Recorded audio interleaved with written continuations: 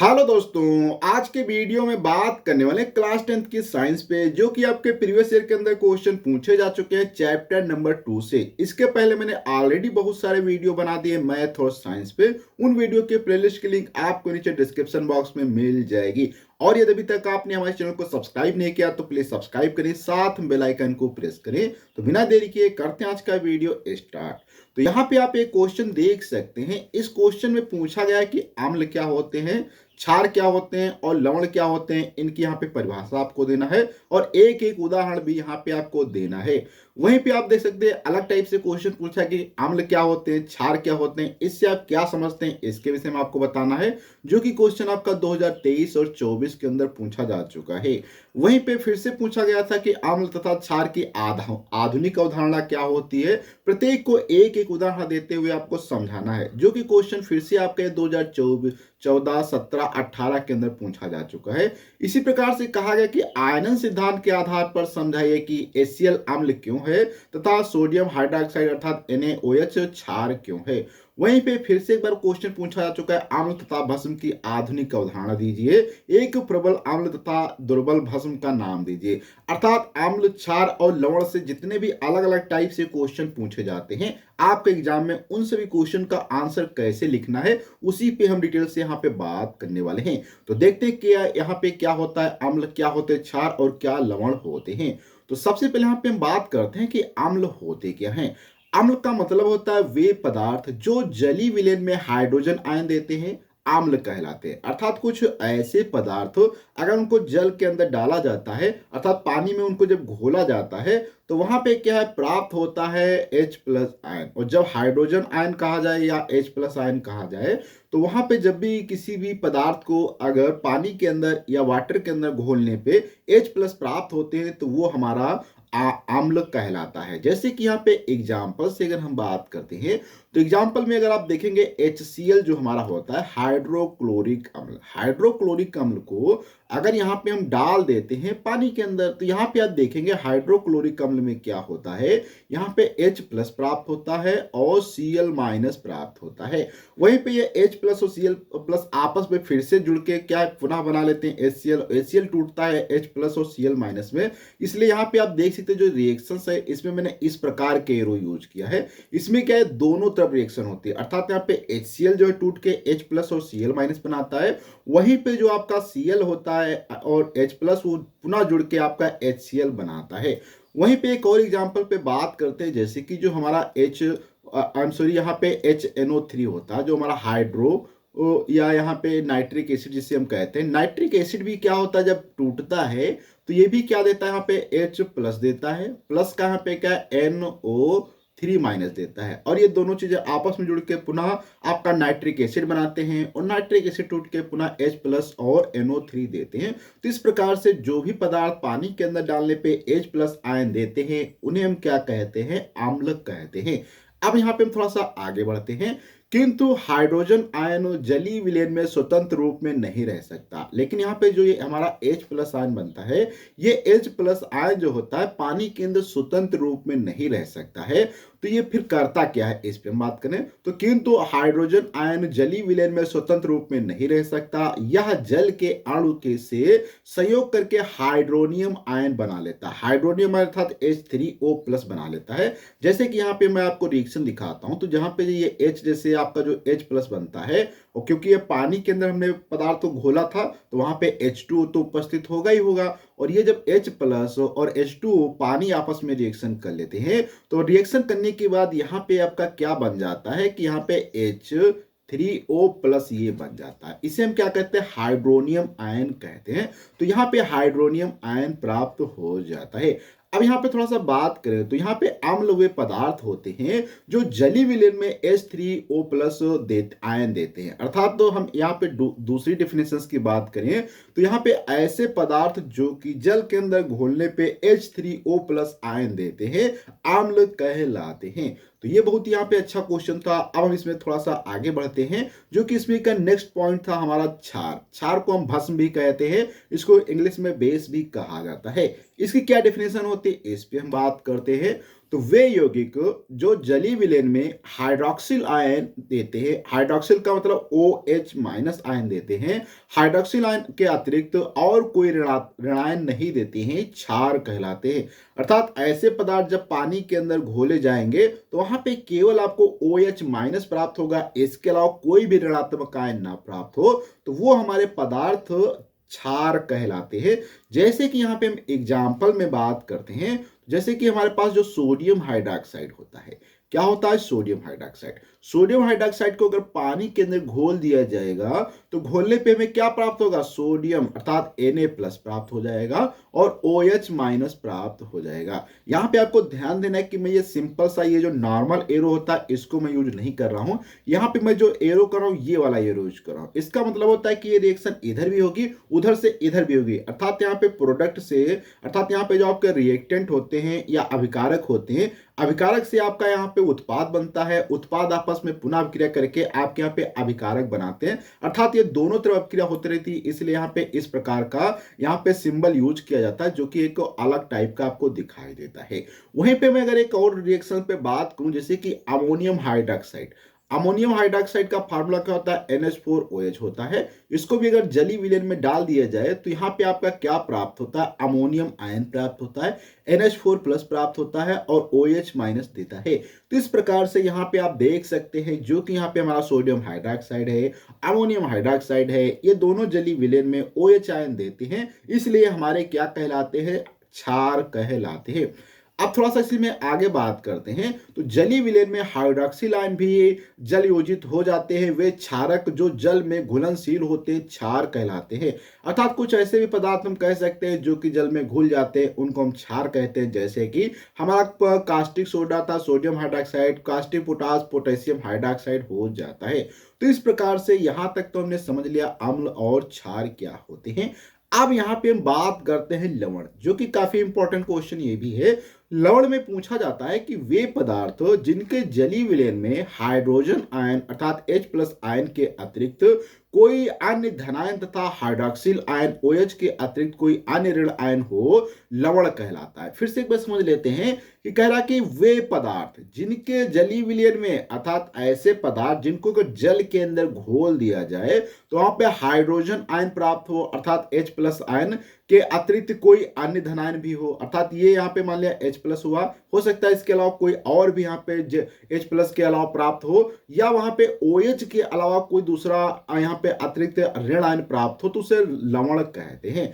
जैसे कि इसमें हम एग्जाम्पल की बात करें, अर्थात जब घोला जाए, आपको फिर से समझना है, जब भी कोई पदार्थ वो अगर पानी के अंदर घोला जाए तो वहां पे OH माइनस के अलावा कोई दूसरा ऋणायन होना चाहिए और H+ के अलावा कोई भी दूसरा धनात्मक होना चाहिए, अर्थात H+ और OH माइनस नहीं होना चाहिए। तो उन पदार्थों को हम क्या कहते हैं, लवण कहते हैं। तो यहाँ पे बहुत ही सिंपल भाषा में शब्दों में लिखा गया है कि ऐसे पदार्थ जिनको पानी के अंदर घोलने पे अगर वहां पे H+ छोड़ के कोई भी आपका प्लस वाला आयन प्राप्त हो और OH छोड़ के कोई भी माइनस वाला आयन प्राप्त हो, तो वो हमारा लवण कहलाता है। इसको हम थोड़ा सा एग्जाम्पल से यहाँ पे समझ लेते हैं। जैसे कि एग्जाम्पल में हमारा क्या होता है, जिंक सल्फेट होता है। अगर जिंक सल्फेट को पानी के अंदर डाल दिया जाए तो यहाँ पे आपको क्या प्राप्त होगा, जिंक अर्थात Zn++ अर्थात जिंक आयन प्राप्त हो जाएगा और यहाँ पे सल्फेट आपका प्राप्त होगा माइनस में। अब यहाँ पे आप देख सकते हैं ना ही यहाँ पे आपको H+ प्राप्त हुआ है और ना ही यहाँ पे OH माइनस प्राप्त हुआ है, लेकिन यहाँ पे कुछ दूसरे आपके प्लस में और माइनस में आयन प्राप्त होते हैं। तो इसलिए हमारा ये क्या है, एक लवण का एग्जाम्पल हो जाता है।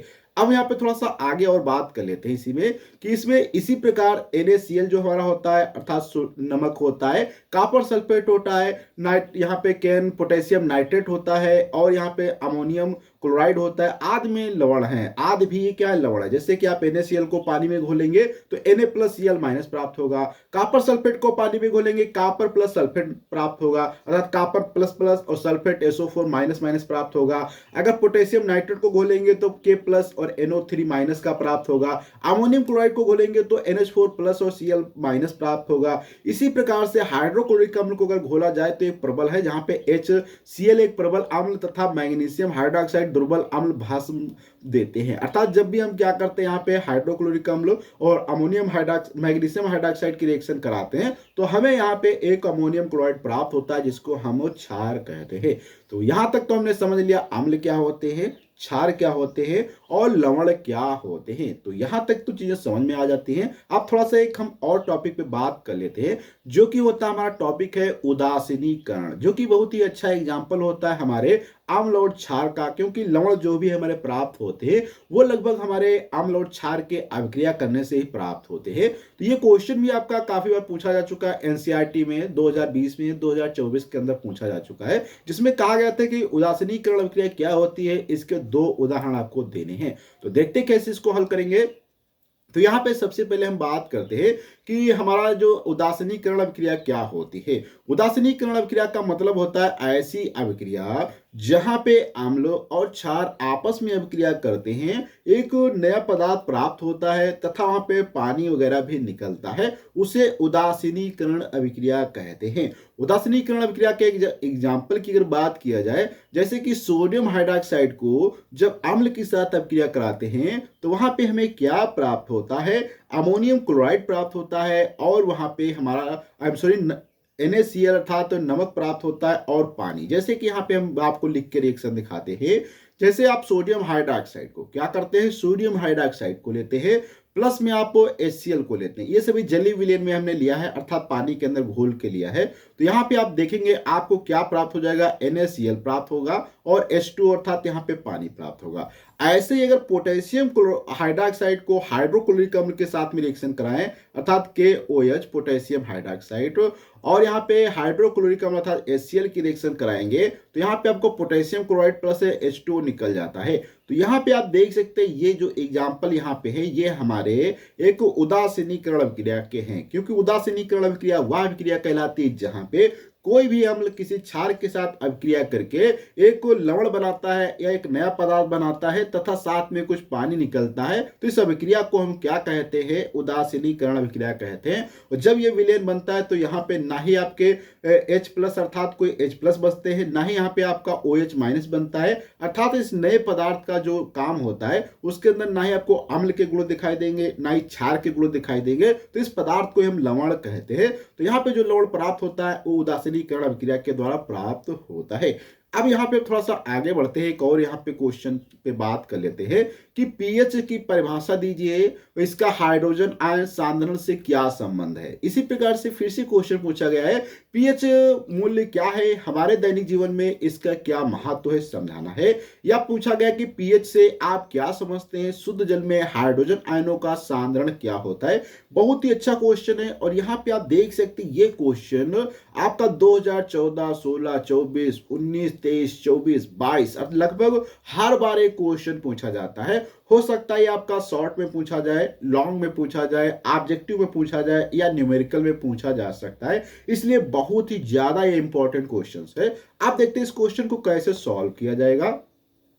तो इसके लिए यहाँ पे अगर बात करें पीएच, तो पीएच अम्लों एवं क्षारकों के जलीय विलयन में हाइड्रोजन आयनों की सांद्रण मापने की एक इकाई है। अर्थात जो यहाँ पे पीएच होता है, पीएच क्या बताता है कि पीएच अम्ल एवं क्षारकों के जलीय विलयन में हाइड्रोजन आयनों की सांद्रण अर्थात सांद्रता कितनी है, अर्थात ज्यादा H+ है या कम है या OH- है उस पे। तो यहाँ पे H+ जो आयन होता है उसको मापने के लिए यहाँ पे एक ये इकाई होती है, किसी विलयन का पीएच मान उसमें उपस्थित हाइड्रोजन आयन के सांद्रण के व्युत्क्रम का लघुगणक होता है। ये आपको डेफिनेशन याद रखना चाहिए, क्योंकि एग्जाम में काफी बार क्वेश्चन पूछा जा चुका है जिसमें आपसे डेफिनेशन पूछ लेता है कि पीएच मान क्या होता है, अर्थात पीएच की परिभाषा दो। तो पीएच की परिभाषा होती है कि पीएच अम्ल एवं क्षारकों के जलीय विलयन में हाइड्रोजन आयनों की सांद्रता मापने की इकाई है, किसी विलयन का पीएच मान उसमें उपस्थित हाइड्रोजन आयन सांद्रण के व्युत्क्रम का लघुगणक होता है। इसको अगर यहाँ पे फार्मूले में लिखने की बात करें तो इसका फार्मूला क्या हो जाता है, बहुत ही सिंपल है, पीएच इक्वल टू क्या होता है, यहाँ पे माइनस का लगा होता है, माइनस का लॉग ऑफ ब्रैकेट में क्या रहता है, यहाँ पे एच प्लस रहता है। ये चीज यहाँ पे हो जाती है। यहाँ पे अगर हम बात करें एच प्लस क्या है, तो यहाँ पे एच प्लस की बात किया जाए तो एच प्लस बराबर क्या होता है, यहाँ पे हमने जो लिखा है H प्लस ये बताता है कि आयनों का मोल पर लीटर सांद्रण है, कितना होना चाहिए, यहाँ पे मोल पर लीटर क्या होनी चाहिए, मोल पर लीटर इसकी कॉन्सेंट्रेशन होना चाहिए। और शुद्ध जल जो हमारा होता है, शुद्ध जल में अर्थात यहाँ पे हम अगर लिखने की बात करें तो जो हमारा शुद्ध जल होता है, शुद्ध जल में जो होता है H प्लस आयनों की सांद्रता कितनी होती है, 1 गुणे 10 की पावर माइनस 7 मोल पर लीटर होती है। ये आपको याद रखना है कि 1 गुणे 10 की पावर माइनस 7 मोल पर लीटर होती है। तो यहां तक तो हमने समझ लिया कि हमारा यहाँ पे पीएच क्या होता है। अब इसी में कुछ और पूछा गया था कि इसके दैनिक जीवन में इसका क्या महत्व होता है, इसको भी समझना है। तो इसके दैनिक जीवन में महत्व की बात करें तो इसके बहुत सारे महत्व हैं। जैसे कि सबसे पहला महत्व होता है कि हमारे पाचन तंत्र का पीएच हमारे उदर में उपस्थित एसीएल अम्ल भोजन के पचाने में सहायक होता है। अधिक मात्रा में एसीएल का उत्पादन उदर में गंभीर दर्द व जलन उत्पन्न कर देता है, जिससे मुक्त होने के लिए प्रति अम्ल अर्थात एंटासिड लेना पड़ता है। यह एसीएल अधिक मात्रा को अभिक्रिया द्वारा उदासीन कर देता है। मिल्क ऑफ मैग्नीशिया अर्थात हाइड्रोक्साइड प्रति अम्ल का एक अच्छा उदाहरण है। इसको हम थोड़ा सा फिर से डिटेल से समझ लेते हैं कि जब भी कभी क्या होता है हमारे पेट के अंदर बहुत ही ज्यादा एसिड उत्पन्न हो जाता है अर्थात एसीएल, जो कि हमारे पेट के अंदर उदर में पाया जाता है वहां पे अर्थात पैंक्रियास में। तो वहां पे जब बहुत ही ज्यादा HCl उत्पन्न हो जाता है तो हमारे पेट के अंदर पेन होने लगता है अर्थात दर्द होने लगता है। तो यहाँ पे आप देखेंगे क्या ये HCl जो यहाँ पे आता है तो ये हमारे पेट में क्या दर्द उत्पन्न कर देता है। तो इसी दर्द को कम करने के लिए आप अगर कोई भी एंटासिड सिरप लेते हैं, चाहे कोई भी सिरप हो सकती है, तो उसमें आप देखेंगे क्या होता है, कोई यहाँ पे क्षार होता है, जैसे कि हो सकता है सोडियम हाइड्रोक्साइड है। वो सोडियम हाइड्रोक्साइड और HCl के साथ में रिएक्शन करके आपका क्या बना लेगा, NaCl बना लेगा और यहाँ पे H2 पानी बन जाएगा। अर्थात यहाँ पे आप देख सकते हैं आपका HCl कम हो गया और HCl जब कम हो जाएगा अर्थात एसिड आपके पेट में कम हो जाएगा तो आपके पेट का दर्द कम हो जाएगा। तो इस प्रकार से आपने देखा होगा कि जब भी आपके पेट के अंदर दर्द होता है तो काफी डॉक्टर आपको एक सिरप लिखते हैं जिसको एंटासिड उसके अंदर होता है, जिससे आपके पेट का दर्द कम हो जाता है। अब हम यहाँ पे इसके कुछ और भी एग्जाम्पल पे बात करते हैं दैनिक जीवन में। जैसे पीएच परिवर्तन के कारण दंत क्षय, मुंह के पीएच का मान 5.5 से कम अर्थात अधिक अम्लीय होने पर दांतों का क्षय प्रारंभ हो जाता है। दांतों की सुरक्षा के लिए दांतों पर कैल्शियम फास्फेट का इस्तेमाल होता है या इनेमाल किया जाता है, जिसका पीएच 5.5 से कम होने पर संक्षारण होता है उचित दंत मंजन करने पर भी। अर्थात जब आपके पीएच का मान कम हो जाता है तो आपके दांत जो होते हैं धीरे धीरे क्या करने लगते हैं,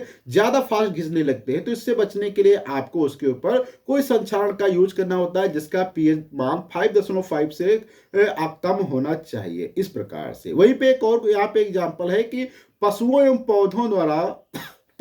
पौधों द्वारा उत्पन्न रसायनों से आत्मरक्षा मधुमक्खी के डंक में अम्ल होता है। अर्थात आपने देखा होगा बहुत सारे ऐसे जीव जंतु होते हैं जिनके डंक में कुछ ना कुछ अम्ल पाया जाता है। वो अम्ल क्या होता है, उनकी सुरक्षा के लिए काफी इंपॉर्टेंट होता है। जैसे कि आपने देखा जो इसके द्वारा काटने पर यह हमारे शरीर में प्रविष्ट कर दिया था। जैसे कि आपने देखा मक्खी है, कोई भी बिच्छू है या सांप है, उनके डंक के अंदर एक प्रकार से एसिड पाया जाता है।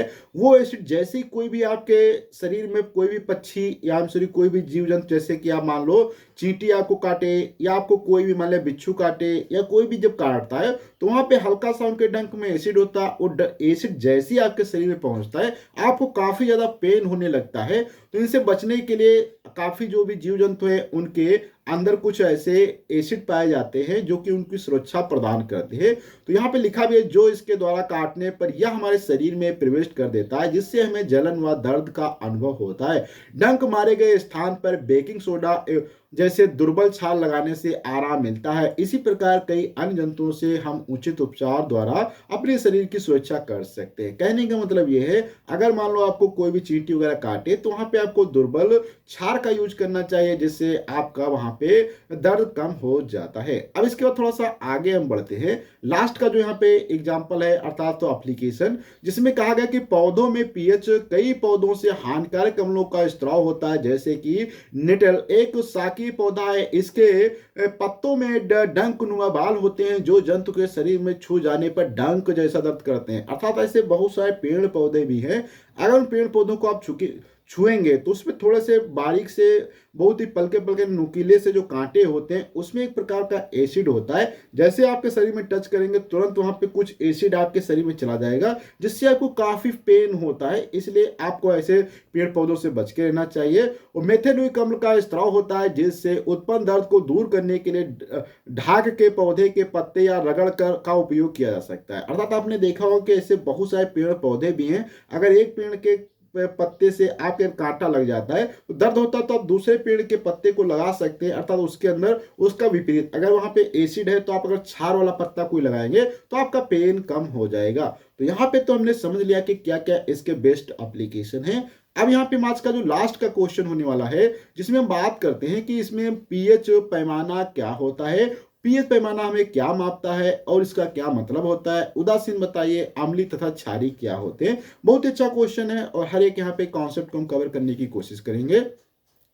तो यहाँ पे पीएच पैमाना अम्ल एवं क्षारकों के जलीय विलयन में हाइड्रोजन आयनों की सांद्रता मापने में प्रयुक्त होता है। उदासीन अम्ल तथा क्षारीय विलयनों के पीएच का मान परास निम्न प्रकार होता है। अर्थात यहाँ पे एक चार्ट आप देख सकते हैं, जिसमें ये जो पार्ट है यहाँ पे ये कहलाता है हमारा उदासीन पार्ट। इसको हम क्या कहते हैं, ये हमारा यहाँ पे हो जाएगा उदासीन। उदासीन मतलब 7 अगर किसी का भी पीएच मान है तो उसके अंदर इसका मतलब है कि जितना वहां पे आपके H+ है उतने ही OH-, अर्थात जितना उसके अंदर अम्लीय गुण होगा उतना ही क्षारीय गुण होगा। इसलिए यहाँ पे पीएच मान उसका 7 कहलाएगा। और 7 से जैसे ऊपर आप बढ़ते चले जाएंगे वहां पे वो पदार्थ क्षारीय होता जाएगा, और जितना ज्यादा पीएच मान होगा वो उतना ही ज्यादा क्षार होगा। वहीं पे जिस पदार्थ का मान या जिस लवण का मान या जिस भी सॉल्यूशन का मान 7 से कम होगा तो वो आपका अम्लीय कहलाएगा, और जितना कम होता जाएगा उतना ही वो प्रबल अम्ल बन जाएगा। तो इस प्रकार से आपको स्केल भी याद रखना चाहिए। तो यहां तक तो हमने समझ लिया कि अम्ल क्या होते हैं, उनके लिए पीएच स्केल क्या है। अब ये जो लास्ट का क्वेश्चन है, जिसमें एक बार क्वेश्चन पूछा गया है कि बेकिंग पाउडर अर्थात खाने का सोडा का रासायनिक नाम एवं अणुसूत्र क्या होता है, इसके बनाने की विधि एवं भौतिक गुण तथा 2 रासायनिक गुण समीकरण देते हुए लिखिए। जो कि ये क्वेश्चन आपका 2014, 15, 19 के अंदर पूछा जा चुका है। वहीं पे फिर से कहा गया कि खाने का सोडा बनाने की विधि का रासायनिक समीकरण लिखिए, इस पर ताप का प्रभाव भी लिखिए। वहीं पे फिर से पूछा गया कि सोडियम बाइकार्बोनेट पर ताप का क्या प्रभाव होता है, इसको आपको लिखना है, जो कि 17-18 में पूछा चुका है। या बेकिंग सोडा बनाने की विधि का एवं उपयोग लिखना है, या आवश्यक समीकरणों की सहायता से दर्शाइए कि आप धावन सोडा से बेकिंग सोडा कैसे प्राप्त करेंगे, या बेकिंग सोडा बनाने की विधि का गुणधर्म लिखना है, या बेकिंग सोडा या खाने का सोडा रासायनिक नाम व अणुसूत्र लिखिए, बेकिंग पाउडर को गर्म करने पर क्या होता है।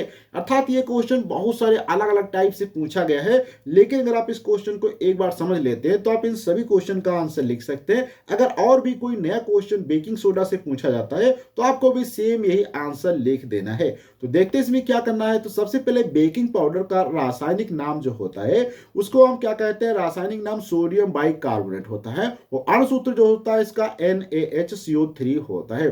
अब ये कैसे बनता है, इसमें बनाने की विधि की बात किया जाए तो यहाँ पे सोडियम हाइड्रोक्साइड के सांद्र विलयन में अधिक मात्रा में कार्बन डाइऑक्साइड गैस प्रवाहित करने पर हमें प्राप्त होता है। जैसे कि यहाँ पे अगर मैं बात करूं तो यहाँ पे आपको सबसे पहले क्या है, सोडियम हाइड्रोक्साइड ले लेना है। सोडियम हाइड्रोक्साइड में जो आप बहुत देर तक क्या करते हैं, कार्बन डाइऑक्साइड गैस को प्रवाहित करते हैं, तो यहाँ पे आप क्या बनता है, सोडियम कार्बोनेट बन जाता है, प्लस का यहाँ पे कुछ वाटर बनता है। और यहाँ पे पुनः ये जो आपका सोडियम कार्बोनेट होता है Na2CO3, और ये H2 यहाँ पे पानी था ही, प्लस इसमें CO2 तो गैस हम प्रवाहित कर ही रहे थे, तो ये फिर से क्या करता है, आपस में रिएक्शन करके यहाँ पे आपका बना लेता है सोडियम बाइकार्बोनेट बना लेता है, जिसको हम खाने का सोडा भी कहते हैं। तो यहाँ पे आप देख सकते हैं इसमें 2 स्टेप में रिएक्शन होती है। सबसे पहले क्या होता है, सोडियम हाइड्रोक्साइड जब CO2 के साथ रिएक्शन करता है तो सोडियम कार्बोनेट बनता है और सोडियम कार्बोनेट और जल बनता है। उसके बाद जब सोडियम कार्बोनेट और जल के अंदर पुनः यहाँ पे कार्बन डाइऑक्साइड प्रवाहित करते हैं, वैसे तो यहाँ पे कंटिन्यू गैस प्रवाहित हो ही रही थी, तो यहाँ पे आपका बन जाता है सोडियम बाइकार्बोनेट जो कि हमारे खाने का सोडा होता है।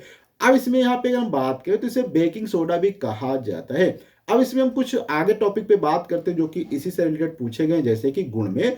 तो यहाँ पे कहा गया कि एक सफेद क्रिस्टल जल में अल्प विलेय है, अर्थात यहाँ पे प्रॉपर्टी है कि ये क्या है, एक पानी के अंदर अविलेय होता है, जिसकी यहाँ पे रिएक्शंस भी हम लिख सकते हैं, जैसे कि यहाँ पे क्रिस्टल में अविलेय है। इसके बाद यहाँ पे दूसरी प्रॉपर्टी है, इसका जलीय विलयन में अम्लीय होता है, अर्थात ये अगर जल के अंदर घोला जाता है तो ये अम्लीय होता है। इसके बाद यहाँ पे बात करें तो इसको गर्म करने पर यह सोडियम बाइकार्बोनेट में टूट जाता है, ये भी इसका गुण है, तथा कार्बन डाइऑक्साइड गैस देता है। यहाँ पे अगर हम इसकी रिएक्शन लिखना चाहें तो यहाँ पे आप देख सकते हैं, जब सोडियम बाइकार्बोनेट को क्या किया जाता है, थोड़ा सा गर्म करेंगे, अर्थात तो यहाँ पे हम लिख देते हैं या यहीं पे नीचे लिख सकते हैं सोडियम बाइकार्बोनेट NaHCO3, अगर इसको हम हीट कर देते हैं तो यहाँ पे आपका क्या प्राप्त है, Na2CO3 प्लस का H2O प्लस का CO2 गैस निकल जाती है, ये यहाँ पे प्राप्त होता है। वहीं पे बात करें तो यह तन अम्लों के साथ अभिक्रिया करके लवण तथा जल कार्बन डाइऑक्साइड गैस देता है, अर्थात अगर इसको किसी भी अम्ल के साथ अभिक्रिया करा दे, जैसे कि